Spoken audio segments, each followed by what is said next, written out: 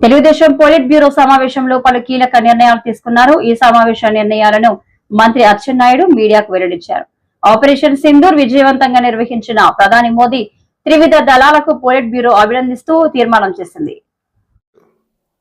పాలకొండరాయుడు గారు, జికే ఉల్లా గారు, వీరయ్య చౌదరి గారు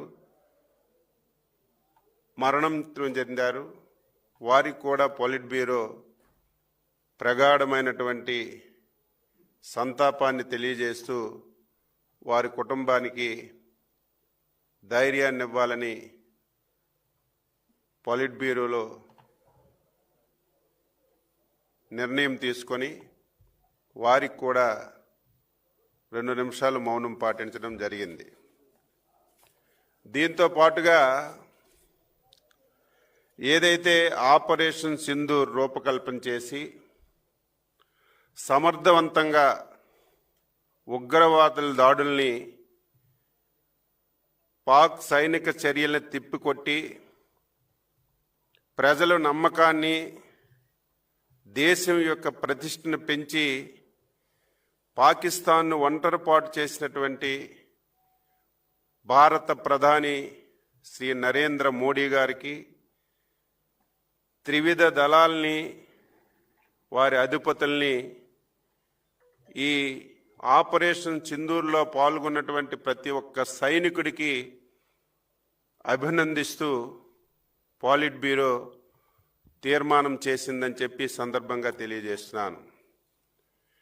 దీంతో పాటుగా తెలుగుదేశం పార్టీ చరిత్రలో ఎంతోమందికి పద్మభూషణలు, విభూషణలు, భారతరత్నలు తీసుకురావడానికి ప్రయత్నం చేశాం. కానీ ఈరోజు సాక్షాత్తు గౌరవ శాసనసభ్యుడు, మా పోలిట్ బ్యూరో సభ్యుడు నటరత్న శ్రీ నందమూరి బాలకృష్ణ గారికి పద్మభూషణ్ వచ్చింది.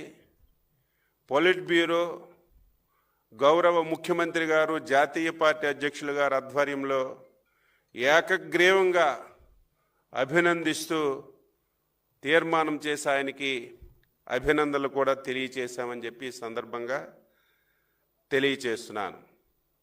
ఏదైతే ఉగ్రవాదులు దాడి చేసి 27 మందిని పొట్టన పెట్టుకున్నారో, ఈరోజు కేంద్ర ప్రభుత్వం కూడా ఒక కార్యక్రమాన్ని రూపకల్పన చేసింది, తిరంగ సభలు జరపాలని.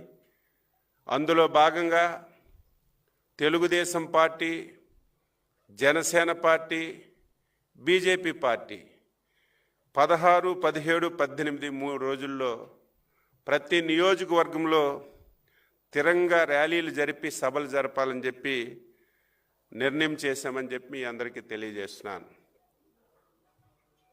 తెలుగుదేశం పార్టీలో సభ్యత్వం చేరిన వారికి గతంలో ఎవరైనా ప్రమాదవశాత్తు చనిపోతే 2 లక్షల రూపాయలు బీమా సౌకర్యం ఉండేది. దాన్ని 5 లక్షలు చేశాం. మొన్న జనవరి నెల నుంచి అది అమలు చేస్తున్నాం. ఇప్పటికే 195 మందికి 9.75 కోట్ల రూపాయలు కార్యకర్తలకు అందించాం.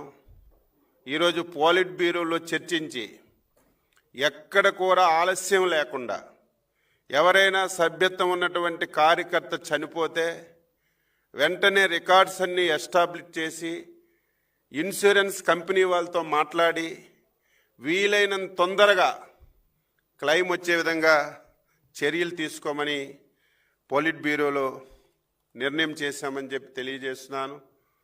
తెలుగుదేశం పార్టీ కార్యకర్తల సంక్షేమానికి, కార్యకర్తల యొక్క ఏదైనా ఇబ్బందులుంటే వెంటనే ఆదుకోవడానికి అన్ని విధాలు కూడా చర్యలు తీసుకుంటున్నాం.